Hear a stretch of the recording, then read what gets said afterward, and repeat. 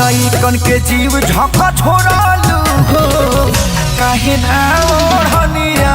हाँ तो दोस्तों भाई लोग नमस्कार। अभी की बड़ी अपडेट है कि आप लोग बता दें कि ट्रेनिंग के सारे दुका आज बवाल एल्बम गाना आपसे कुछ में लॉन्च किया गया है। वो गाना के अपाल सफलता के बाद में खेसारी लाल यादव एक और बवाल एल्बम गाना लेकर आ रहे हैं आपसे बीच में। उस गाना का फाइनल पोस्टर आ गया है।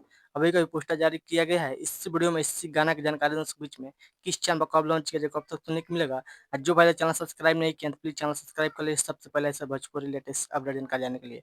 जी पर बता दें खेसारी लाल गाना का टाइटल है सुना एक करेजा।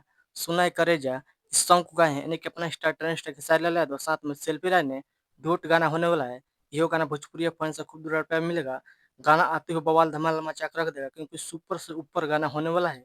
बहुत बेहतरीन कमाल गाना होने वाला। अब रहा इस गाना किसने लिखा है सुना एक करेजा, इस गाना का लिखे हैं राइटर कृष्णा बेदर्दी और म्यूजिक भी दिए हैं कृष्णा बेदर्दी ने। बहुत बेहतरीन कमाल का जानते हैं कृष्णा बेदर्दी गाना लिखल बजता है खूब दुरार प्यार मिलता है। ये गाना खूब दुरार प्यार दीजिएगा भोजपुरी फैंस के खुद रैप पर मिलेगा। जबरदस्त बवाल गाना होने वाला इस गाना का रहा रिटर्न से कुछ में था। इस गाना रिटर्न से कुछ में नहीं आया है।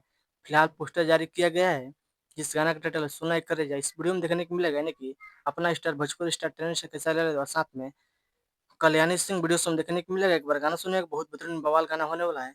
बहुत जल्द लॉन्च कर जाएगा 2 से 3 दिन में। नीमन भोजपुरी यूट्यूब चैनल पर फुल वीडियो देखने सुनने को मिलेगा। आप लोग तैयार रहेगा बवाल बवाल धमाल मचाने के लिए।